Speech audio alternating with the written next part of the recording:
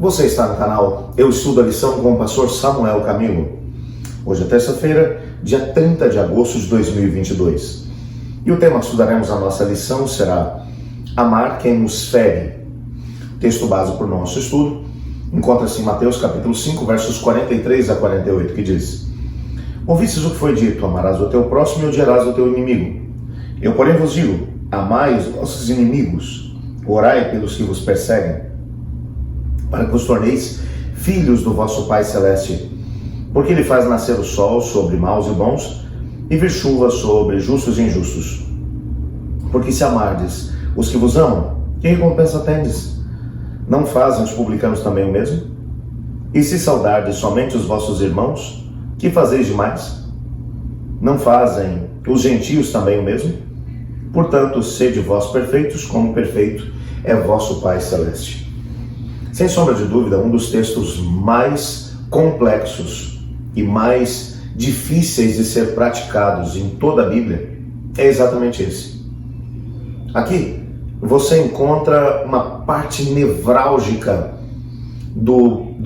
da aplicação prática do Evangelho de Cristo Jesus.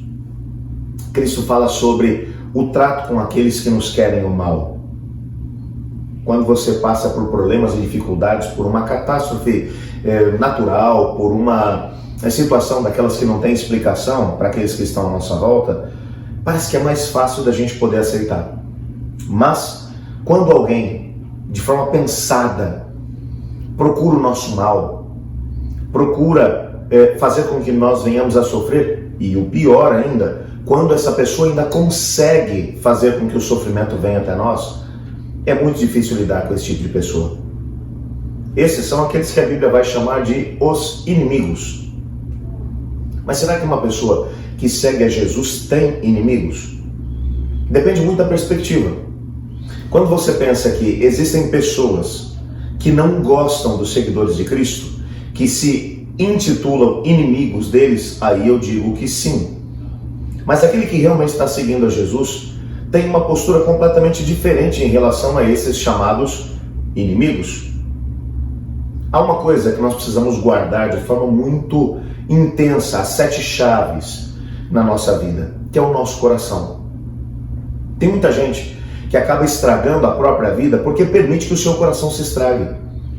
Porque permite que as circunstâncias externas, que pessoas mal intencionadas consigam influenciar o seu coração, deixando que a mágoa, o ressentimento, as lutas e ao mesmo tempo o desejo de vingança acabem enchendo o coração. Todas as vezes que nós guardamos esse tipo de sentimento dentro do nosso coração, quem acaba sofrendo somos nós. Alguém já disse que o ódio, o ressentimento, a mágoa, o rancor é um veneno que nós tomamos querendo que o inimigo morra. Mas que vai fazer mal é para quem o nutre, para quem mantém esse tipo de sentimento, esse tipo de postura dentro do coração. O que Cristo está dizendo é o seguinte: você quer ter uma motivação para poder lidar de forma completamente diferente com aqueles que se auto-intitulam seus inimigos? Faz o seguinte, olha para o Pai. O Pai envia sol e chuva sobre bons e maus, justos e injustos.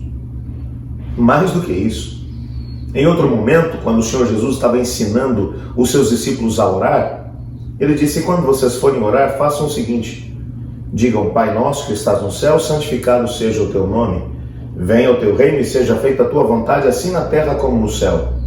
O pão nosso de cada dia nos dá hoje, e perdoa as nossas dívidas, assim como nós perdoamos os nossos devedores.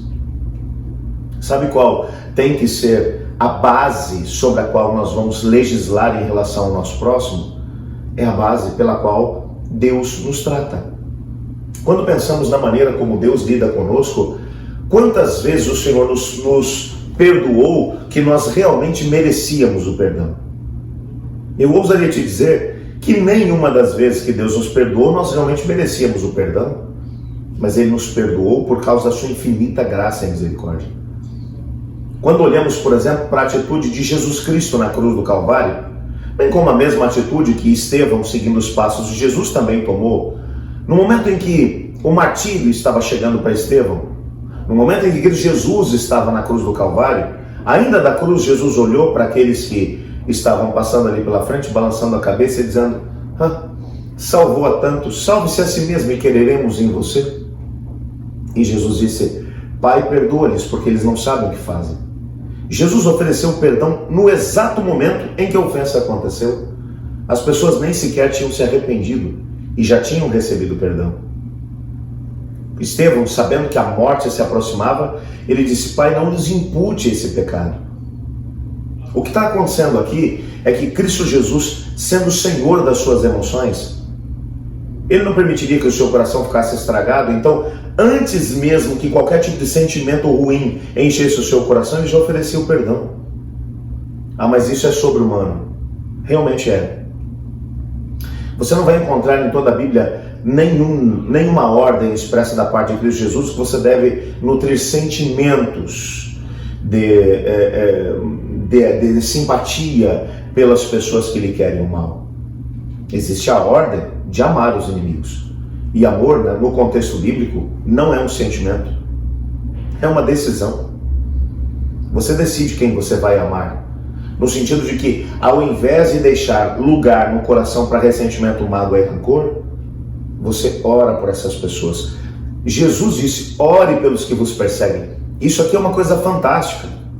Todas as vezes que você começa a orar por alguém, alguma coisa muda dentro do seu coração.